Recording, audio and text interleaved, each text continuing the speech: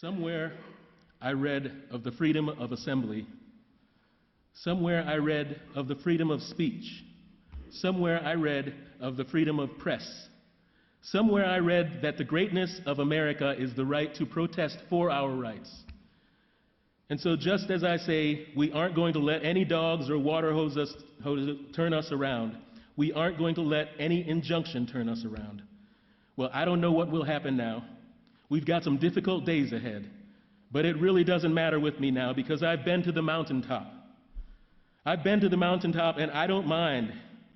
Like anybody, I would like to live a long life. Longevity has its place, but I'm not concerned about that now. I just want to do God's will, and God has allowed me to go up to the mountaintop, and I've looked over the mountaintop and I've seen the promised land. Now, I may not get there with you, but I want you to know tonight that we as a people, we will get to the promised land. So I'm happy tonight. I am not worried about anything. I am not fearing any man, for mine eyes have seen the glory of the coming of the Lord. The fact that we as a country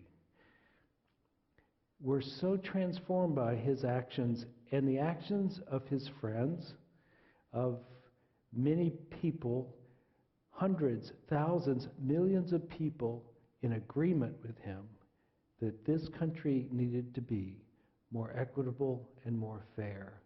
This is why we honor him, because of the spirit that lives within each of us, the part within each of us that says, I want for my brother and I want for myself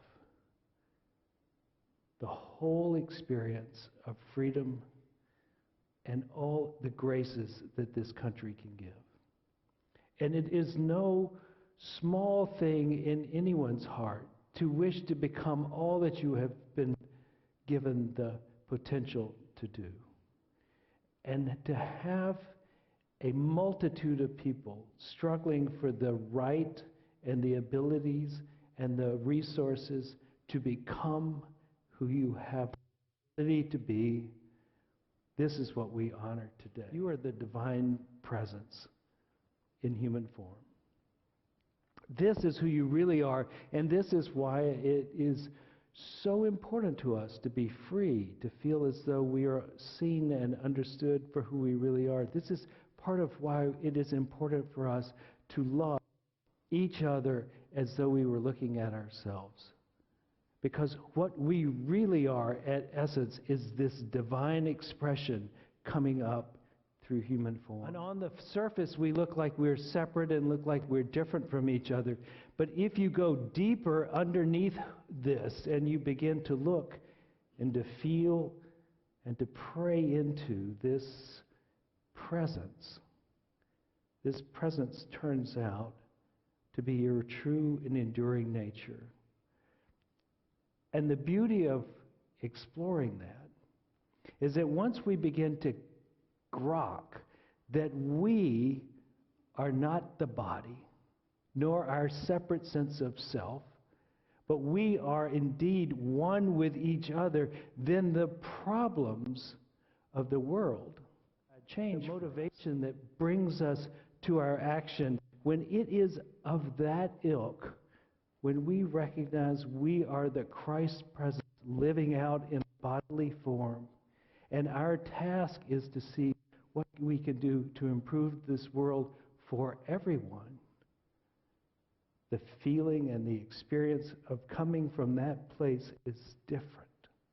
It's inspiring. It's honoring of our true nature. So here's our job, to become the Christ itself. The Christ being the divine essence of humanity, to be that, to be the Christ in this generation, and not to be the Christ like, oh, I'm so special, but to be like, I am the Christ, and we are all the same. And when we see each other as all the same, the problems that were experienced in the 60s that Martin Luther King was addressing, that are still showing up today, that showed up when Moses had to go to the Pharaoh and ask for the freedom of his people, which has been here forever. When we do that, then that will begin to dissolve, and we will wake up in the New Jerusalem, in the new heaven. That even though we may not get there, as he said, we can still be the Moses, the Christ, the one who points the way. And one day, it is our ultimate hope, is it not, that as a race, as a populace, we will change our minds and we will become what we have been prophesied to already be, sons and daughters of the Most High. This is our calling. But we were served by people who, in the face of profound frustration, chose nonviolence, chose to suffer rather than to attack, and by that suffering, draw out the best in the rest of us. And when it drew out the best in the rest of us, things began to change. The journey to our awakening is not necessarily an easy one, and not without its own suffering and delays. But that is what we're called to do. We have seen it make changes in this world already. There is more, but we are not without hope. Let this be our call on Martin Luther King Day, that we choose to be the point of the spear on the transformation of ourselves and the world around us. Let us not be afraid of suffering, nor give up in cynicism. There is more to do, and it is ours to do.